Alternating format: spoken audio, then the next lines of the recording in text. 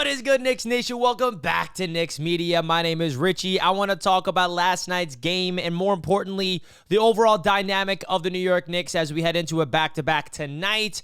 Knicks fans, let me know your thoughts in the comment section. The Knicks beat the Brooklyn Nets in back-to-back games at Madison Square Garden. Friday night, Brunson hit the game-winning shot. Bridges gets the game-winning block. Last night, Karl-Anthony Towns returns to action, gives us a nice 26 and 15, and I think 5 or 6 assists or something like that. Brunson, not really the biggest night offensively, but he does get 10 assists. And the cool thing about this game is even when Jalen Brunson does not have his game offensively, we have guys next to him that can put up a lot of points. 4 players in this game put up 20 plus, and none of them is Jalen Brunson. That's unreal to think about. So that's something I'm definitely going to highlight in this video, and I want to get your guys' thoughts about that in the comments section. We got Mikal Bridges highlights on the screen right now. Bridges is playing really good basketball these last few games. Hopefully this is the beginning of something special. Don't forget to comment your thoughts. Hit the like button. Big time shout out to BetUS for powering Knicks Media all season long.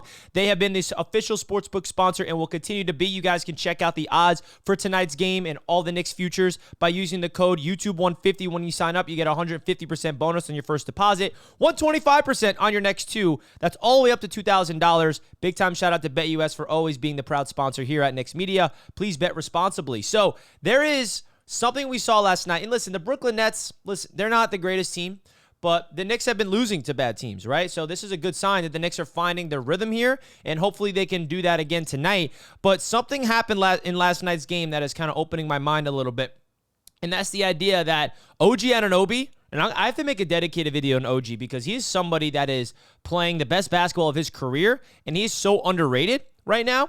I think around the NBA, I think that Knicks fans are not underrating him at all because we're watching him every single night. But OG is going on a tear right now. He's playing low-key like an all-star.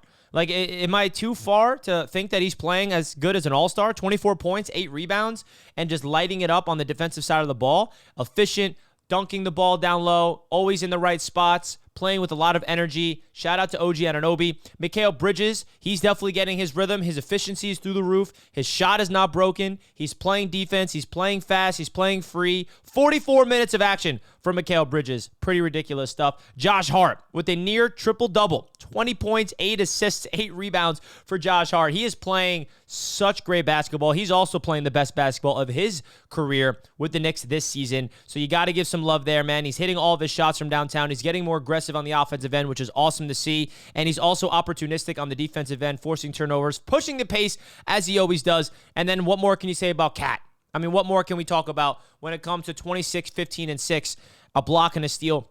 I mean, we all know that Karl-Anthony Towns is a dog, but when you get to watch him every single night as a Knick, you really get to appreciate his game a little bit more because we knew that he was coming to the Knicks. He's going to space the floor, hit his shots, right? But there's something to his game that, honestly, I didn't even know it was this good, which is dominating down low. I mean, this guy's putting up rebounds like it's nobody's business. 15 boards, bullying people down low. I mean, he's scrappy. He's feisty. People were saying he's soft. Like, that doesn't look like a soft player to me. Everyone, when we traded for Cat, everyone's telling me that he's soft. Does he look soft to you guys? Because, listen, he's going out there, posting people up, getting those tough rebounds, pushing the pace. His passing is off the charts. He's not the greatest defender in the paint. We all know that. But he's still playing hard on the defensive side of the floor. It's not like it's a lack of effort. It's just a lack of ability to protect the paint. And that's why we got, Mitchell Robinson coming back healthy one day.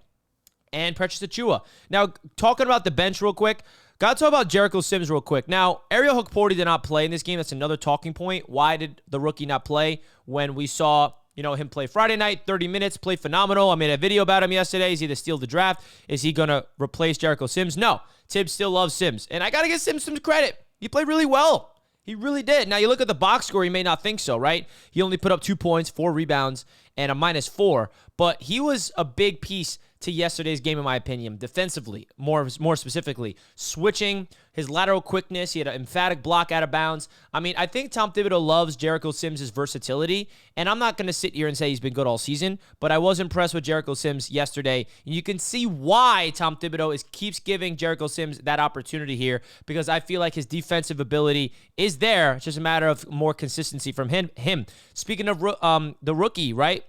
Pacome Daddier got some minutes, 9 minutes off the bench, no points, but he did have a rep where he locked somebody down. I forgot who had the ball. Was it Cam Thomas? I'm not sure exactly who it was, but he showed a really good potential of defending, and that's really awesome. The 19-year-old from France, a lot of Knicks fans are excited about his potential. Always great to see him out there. And then Cameron Payne. We need Cameron Payne to help this Knicks team with Deuce McBride not playing right now, and he was able to do that. In 16 minutes, he had 9 points and 6 assists. That's all you really need from Cameron Payne off the bench, especially when you have the starting five playing as well as they played against the Brooklyn Nets. So I think that this is a good sign for the Knicks. They're stringing together some wins.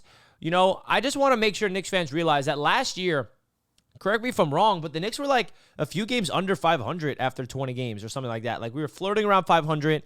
Last year, at the beginning of the season, everyone was questioning, oh, the Knicks overrated. What are we going to do? And then all of a sudden, Leon Rose made the trade for OG, and then everything changed. And then the Knicks went on a second-half tear to go all the way to the second seed and made a playoff push. So I just want to make sure Knicks fans realize that these games are kind of like a trial for Karl-Anthony Towns, for all these players to figure out their ways, to get healthy, to start stringing together some wins. And the thing that this Knicks team needs to start doing right now is more consistency. All right, we have a good game, and then we have a stinker. And we have a good game, and then we lose. So let's string together some wins. We got back-to-back wins against the Brooklyn Nets. Now let's get another win tonight against Washington, and then we're on the road on the West Coast. So hopefully the Knicks can take care of business about that. So that's my thoughts of the Knicks win last night and the overall state of the Knicks right now. Knicks fans, let me know your thoughts in the comments section. I'm excited about the future of this Knicks team. You should be as well, because I think that the best is yet to come. Like, that's my biggest takeaway from the New York Knicks. It feels like the best is yet to come. We're trending towards something that is special. And you can see it, the potential just slowly showing sparks. I mean, the fact that Jalen Brunson put up 12 points and we're still able to win the way that we did, to have Bridges, Anunoby, and Josh Hart and Karl-Anthony Towns all have 20 points, this Knicks team is loaded up. That starting five is loaded up. So, Knicks Nation, let me know your thoughts in the comment section. And the last thing I want to say is this West Coast trip is going to be pivotal, because that's where we can really get a situation of, okay, who is this Knicks team? Because we got to go into Phoenix on Wednesday, Utah, Denver, Dallas. I mean, it's going to be not an easy stretch of games, and I think that's going to be a big test to see how this Knicks team operates on the West Coast. We'll see if they go deeper into the bench. Is Huck Porty going to get some minutes? Because I still want to get Huck Porty out there. I know Jericho Sims played okay, but, like, I don't get why he's not playing Huck Porty. Now, I know Cat played last night, which is why Huck Porty played Friday, because Cat did not play. But, man, oh, man, I think that the Knicks are doing their – I don't want to question Thibodeau yet. I don't want to question Leon Rose. Let's let the cookies crumble to where it's going to go, and we shall see what happens. So hit that like button, folks. Let's go, Knicks. See you guys in the next video. Shout out to BetUS, as always, for powering the show. Love you guys. Peace out.